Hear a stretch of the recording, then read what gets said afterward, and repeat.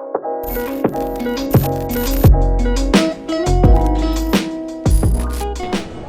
guys, this is Mervin again. Today I'm joined by Squarepad, is it? Sorry, Squarepad. Squarepad. Hey guys, this is Mervin from Black Tech Malaysia. Today I'm joined by Squarepad. Hi Squarepad, what's your real name? My name is Ryan. My name is just famous, Ryan Chew lah. So commonly known as Squarepad. So I know I don't always appear in my own social media platform. Maybe once in a while you can see me in IG stories lah, but you don't really see me in my Insta post, itself. There's no picture of you basically. Yeah, there's no picture of me. Basically, I'm quite camera shy. So today you are lucky enough to see the actual person himself. We have some question to put on Squarepad here. So you've been in this industry for I think 2 years, right? Basically, I would say that with Fujifilm 2 years lah. Okay, with Fujifilm 2 years. So, but before that, you were doing a full-time job as a optometrist. Actually, I was studying and working at the same time. So I started going to cafes back then. I was still in my uni days.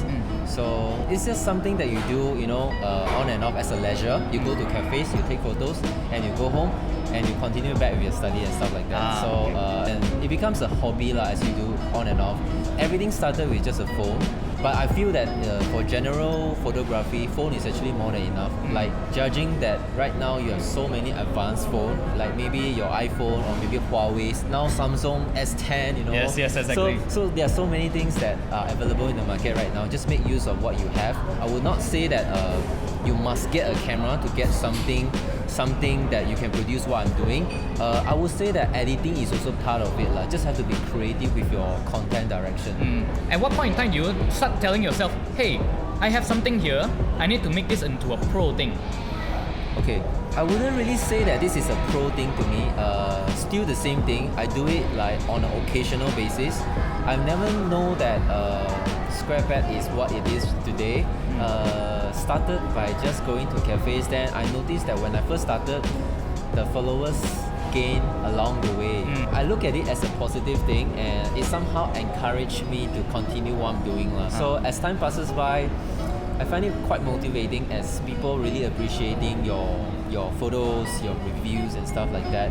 I will have problems because going to cafe is also expensive. Yes. So going to cafes, like a meal with a coffee that easily costs you about 30 ringgit or so or more. Some places even cost you about 40 to 50. So this is why I always encourage going to cafes with a bunch of people, like a group of friends. So split the cost. Yes. The cost. Throughout your studies, you graduated and then you started working, right? Yeah. So what is the working journey like? How do you balance between your photography and your working life? I mean, it depends lah. You still can go cafe, right? I used to work in an eye center for 3.5 years, like I mentioned earlier. So back then, I have the flexibility to have my day off on weekdays as well, and occasionally on weekend.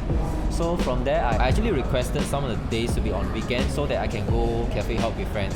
On weekday basis, actually I don't really go cafe on weekdays. Also, there are times I use it more to do my freelance job. So freelance job also involving creating content for brands, creating content for cafes or restaurants. So it depends. If I have a job, then I will work on my job. If I don't have a job, I will just go cafe and just open up your laptop and just do your regular day, online.